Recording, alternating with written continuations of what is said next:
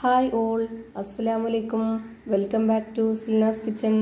ഇന്നത്തെ റെസിപ്പി ഭയങ്കര വെറൈറ്റി ആയിട്ടുള്ള എന്നാൽ നല്ല സിമ്പിൾ ആയിട്ടുള്ള ഒരു അടിപൊളി ഈവനിങ് സ്നാക്സിന്റെ റെസിപ്പിയാണ്.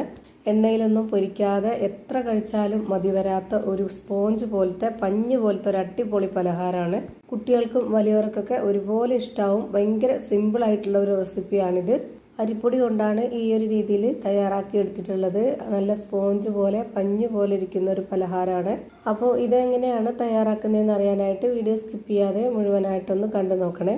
റെസിപ്പിയിലോട്ട് കടക്കുന്നതിന് മുമ്പായി സിൽനാസ് കിച്ചൺ ചാനൽ ആദ്യമായിട്ട് കാണുന്നവരാണെങ്കിൽ പ്ലീസ് ഒന്ന് സബ്സ്ക്രൈബ് ചെയ്തേക്കണേ. ഒപ്പം തന്നെ ഈ വീഡിയോസ് നിങ്ങൾക്ക് ഇഷ്ടപ്പെടുകയാണെങ്കിൽ ഒരു ലൈക്ക് ചെയ്ത് ഷെയർ ചെയ്ത് ഹൈപ്പ് ചെയ്ത് സപ്പോർട്ട് ചെയ്യാനും മറക്കരുത്. ഇനി നമുക്ക് ഈ ഒരു പലഹാരം എങ്ങനെയാണ് തയ്യാറാക്കുന്നതെന്ന് നോക്കാം. ഈ ഒരു പലഹാരം ഞാൻ തയ്യാറാക്കി എടുക്കുന്നത് അരിപ്പൊടിയിലാണ്. അരിപ്പൊടി വറുത്ത അരിപ്പൊടി തന്നെ ആയിരിക്കണം, എന്നാലേ നമുക്ക് ആ ഒരു പെർഫെക്റ്റ് ആയിട്ടും നല്ലൊരു സോഫ്റ്റ് ആയിട്ടൊക്കെ കിട്ടുള്ളൂ. നമ്മുടെ സാധാരണ പത്തിരിക്കും ഇടിയപ്പത്തിനൊക്കെ എടുക്കുന്ന അതേ വറുത്ത അരിപ്പൊടിയാണ് ഞാനിപ്പോൾ ഇവിടെ എടുത്തിട്ടുള്ളത്. 250 ml കപ്പിന്റെ അളവിൽ 1.5 കപ്പ് അരിപ്പൊടി ഞാൻ ഈ ഒരു പാത്രത്തിലേക്ക് ഇട്ട് കൊടുക്കുന്നുണ്ട്. പിന്നെ വേണ്ടത് ഇതിലേക്ക് മൈദപ്പൊടിയാണ്. ഞാനിവിടെ 1/2 കപ്പ് അളവിൽ ഇട്ട് കൊടുക്കുന്നുണ്ട്. ഈ ഒരു കപ്പിന്റെ ഒരു മുകൾ ഭാഗത്തെ പൊടി തട്ടിക്കളഞ്ഞിട്ടാണ് ആ ഒരു അളവിലാണ് ഞാനിപ്പോൾ എടുത്തിട്ടുള്ളത്. മൈദപ്പൊടി വേണ്ട, ഗോതമ്പ് പൊടിയിൽ ചെയ്തെടുക്കാം എന്നുള്ളവർക്ക് അങ്ങനെ ചെയ്യാം. ഗോതമ്പ് പൊടിയാണ് എടുക്കുന്നതെങ്കിലും ഈ ഒരു മൈദ ഇട്ട് കൊടുക്കുന്നതിന് പകരം ആ ഒരു കപ്പ് അളവിൽ ഗോതമ്പ് പൊടി ഇട്ട് കൊടുക്കുക. നമ്മുടെ ഈ ഒരു പലഹാരം നല്ല സോഫ്റ്റ് ആയിട്ടിരിക്കാനായിട്ട് ഇതിലേക്ക് സോഡാപ്പൊടി ഇട്ട് കൊടുക്കാം. ഇതുപോലെ ചെറിയൊരു സ്പൂണിൽ 1/2 സ്പൂൺ അളവിലാണ് ഇട്ട് കൊടുത്തിട്ടുള്ളത്. ഇനി ഈ മാവ് മൈദയും അതുപോലെ തന്നെ അരിപ്പൊടിയും എല്ലാം കൂടെ ഒന്നിച്ച് നന്നായിട്ടൊന്ന് മിക്സ് ചെയ്തിട്ടെടുക്കാം. അല്ലാന്നുണ്ടെങ്കിൽ ഈ ഒരു അരിപ്പൊടിയും മൈദയായിട്ട് രണ്ടായിട്ട് വെവ്വേറെ ആയിട്ട് നമ്മൾ മിക്സ് ചെയ്യുമ്പോൾ കട്ടകട്ടയായിട്ട് കിടക്കും. അപ്പോൾ അങ്ങനെ വരാതിരിക്കാനാണ് ഇതുപോലെ ചെയ്യുന്നത്. അപ്പോൾ ഞാനിവിടെ എല്ലാം കൂടെ നന്നായിട്ട് മിക്സ് ചെയ്തെടുത്തിട്ടുണ്ട്. ഇനി നമുക്കിതിലേക്ക് മണത്തിന് വേണ്ടി 3 ഏലക്ക ഇട്ട് കൊടുക്കാം. ഇനി ഇതിലേക്ക് വേണ്ടത് ചിരകിയ തേങ്ങയാണ്, അതുകൂടെ ഇതിലേക്ക് ഇട്ട് കൊടുക്കുന്നുണ്ട്. 250 ml കപ്പിന്റെ അളവിൽ 1 കപ്പ് നിറയെ ഇട്ട് കൊടുക്കുന്നുണ്ട്. ഇനി ഇതിലേക്ക് മധുരത്തിന് ആവശ്യമായിട്ടുള്ള ശർക്കര ഉരുക്കിയതാണ് ഒഴിച്ചു കൊടുക്കുന്നത്. കറുത്ത ശർക്കരയാണ് ഉരുക്കി ഒഴിച്ചു കൊടുക്കുന്നതെങ്കിൽ കുറച്ചുകൂടി കളറായിട്ട് കിട്ടും. നമുക്കിവിടെ വെളുത്ത ശർക്കര ആയതുകൊണ്ടാണ് ലൈറ്റ് ആയിട്ടുള്ള ഒരു കളറിൽ കിട്ടുന്നത്. 200 ഗ്രാം ശർക്കര 250 ml കപ്പിന്റെ അളവിൽ ഉരുക്കിയെടുത്തിട്ടാണ് ഇപ്പോൾ ഇതിലേക്ക് ഒഴിച്ചു കൊടുത്തിട്ടുള്ളത്. മധുരം ഓരോരുത്തരുടെയും ഇഷ്ടത്തിനനുസരിച്ച് കൂട്ടുകയും കുറയ്ക്കുകയൊക്കെ ചെയ്യാവുന്നതാണ്. ഇത് അത്യാവശ്യം നല്ല മധുരത്തിലാണ് ഞാൻ ചെയ്തെടുക്കുന്നത്. ഇനി ഇതിലേക്ക് ഇളം ചൂടുള്ള പശുവിൻ പാലാണ് ഒഴിച്ചു കൊടുത്തിട്ടുള്ളത്. 250 ml കപ്പിന്റെ അളവിൽ 1 കപ്പ് ഒഴിച്ചു കൊടുത്തിട്ടുണ്ട്. ഇനി ഇതിന്റെ മധുരത്തിനെ ഒന്ന് ബാലൻസ് ചെയ്യാനായിട്ട് ഒരു നുള്ളു ഉപ്പും കൂടെ ഇട്ട് കൊടുത്തതിന് ശേഷം ഇതുപോലെ ഒരു വിസ്ക് വെച്ചിട്ട് നന്നായിട്ട് ഇളക്കി യോജിപ്പിച്ച് കൊടുക്കാം.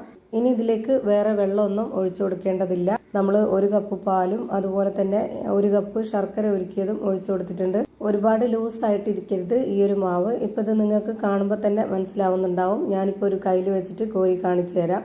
ഈ പലഹാരത്തിന് മാവ് തയ്യാറാക്കി എടുക്കുമ്പോൾ ഈ ഒരു പരുവത്തിലായിരിക്കണം കിട്ടേണ്ടത്. ഇപ്പോൾ ഇതാണ് ഇതിന്റെ കറക്റ്റ് ആയിട്ടുള്ള പരുവം. കുറച്ച് കട്ടിയിലാണ് ഈ മാവ് റെഡിയാക്കി എടുക്കേണ്ടത്. ഇനി ഇത് ആവിയിൽ വേവിച്ചെടുക്കുന്നവർക്ക് അങ്ങനെ ചെയ്യാം. അതല്ലാന്നുണ്ടെങ്കിൽ എണ്ണയിൽ ഫ്രൈ ചെയ്തെടുക്കണമെന്നുണ്ടെങ്കിൽ ഒരു കയ്യിൽ മാവ് കോരി ഒഴിച്ച് അങ്ങനെ ഫ്രൈ ചെയ്തെടുക്കാം. ഞാനിവിടെ ചെയ്യുന്നത് ഇതുപോലെ ഒരു ഇരുമ്പിന്റെ ചീനച്ചട്ടി എടുത്തിട്ട് അത് സ്റ്റൗവിലേക്ക് വെച്ച് ഫ്ലെയിം ഓണാക്കിയതിന് ശേഷം നന്നായിട്ടൊന്ന് ചൂടായിട്ട് വരുന്ന സമയത്ത് ഇതിലേക്ക് നെയ്യോ അല്ലാന്നുണ്ടെങ്കിൽ ബട്ടറോ അതും അല്ലാന്നുണ്ടെങ്കിൽ ഓയിലോ ഒന്ന് മുഴുവനായിട്ടും സ്പ്രെഡ് ചെയ്ത് കൊടുക്കുക. ലോ ഫ്ലെയിമിലിട്ടിട്ട് വേണം ഈ മാവ് ഇതിലേക്ക് ഒഴിച്ചു കൊടുക്കാനായിട്ട്. ഇപ്പോൾ ഫുള്ളായിട്ടും മാവ് ഒഴിച്ചു കൊടുത്തിട്ടുണ്ട്. ഇനി ഇത് വേവാനായിട്ട് എത്ര സമയമാണോ എടുക്കുന്നത് അത്രയും സമയം വരെ ലോ ഫ്ലെയിമിൽ തന്നെ വെച്ചിരിക്കുക. ഇനി ഇതിന്റെ മുകളിലായിട്ട് കാണാനൊരു ഭംഗിക്കും അതുപോലെ തന്നെ ഇത് കഴിക്കുമ്പോൾ കടിച്ച് കഴിക്കാനൊക്കെ വേണ്ടിയിട്ട് ഞാൻ ഇതിലേക്ക് ഈത്തപ്പഴം ഇതുപോലെ നീളത്തിൽ കട്ട് ചെയ്തിട്ട് ഇട്ട് കൊടുക്കുന്നുണ്ട്. അതുപോലെ അതിന്റെ കൂടെ തന്നെ ബദാമും അണ്ടിപ്പരിപ്പ് മുന്തിരി ഇതെല്ലാം നമ്മൾ ചെറുതായിട്ടാണ് ഇട്ട് കൊടുക്കുന്നത്. ഓരോരുത്തർക്കും ഇഷ്ടമുള്ള രീതിയിൽ ഇതിനെ തയ്യാറാക്കി എടുക്കാവുന്നതാണ്. ഞാനിപ്പോൾ ലോ ഫ്ലെയിമിൽ ഇട്ട് കൊടുത്തതിന് ശേഷം ഇതൊന്ന് അടച്ചു വെച്ചെടുത്തിട്ട് വേവിച്ചെടുക്കുന്നുണ്ട്.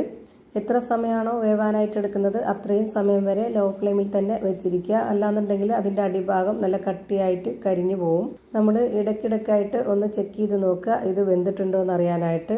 ഇപ്പോൾ 1 മണിക്കൂറിന്റെ പുറത്തായിട്ടുണ്ട് ഇത് വെന്ത് കിട്ടാനായിട്ട്. അപ്പോൾ ഈ ഒരു പലഹാരം റെഡിയായി കിട്ടിയിട്ടുണ്ട്. നല്ല സ്പോഞ്ച് പോലെ ഇരിക്കുന്ന പഞ്ഞ് പോലെ ഒരു അടിപൊളി പലഹാരം റെഡിയായി കിട്ടി. വീട്ടിൽ വരുന്ന ഗസ്റ്റുകൾക്കോ അല്ലാന്നുണ്ടെങ്കിൽ നമ്മുടെ കുട്ടികൾക്കൊക്കെ ഈ ഒരു രീതിയിൽ ഒന്ന് തയ്യാറാക്കി കൊടുത്തു കഴിഞ്ഞാൽ പാത്രം കാലിയാവുന്നത് അറിയില്ല.